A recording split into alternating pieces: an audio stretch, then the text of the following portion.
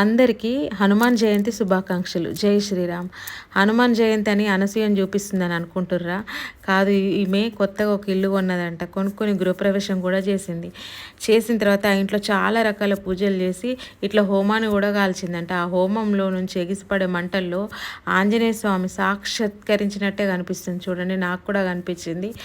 అందుకనే నాకు ఒకసారి హనుమాన్ జయంతి రోజు ఈ ఫోటో, ఈ వీడియో షేర్ చేయాలా, మీ అందరికి చూపించాలా అని అనిపించింది అన్నట్టు. అందుకనే షేర్ చేస్తున్నా.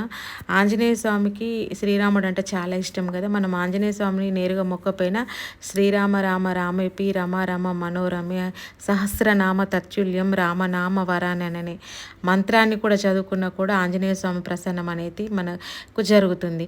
అట్లనే మీకు ఒక చిన్న మాట చెప్పాలనుకుంటున్నా. మనం ఎప్పుడైనా తీర్థయాత్రలకు వెళ్ళినప్పుడు రోడ్డుకి అటువైపు ఇటువైపు కోతులు వస్తాయి కదా, వాటికి మనం అరటిపళ్ళని ఇస్తూ ఉంటాం.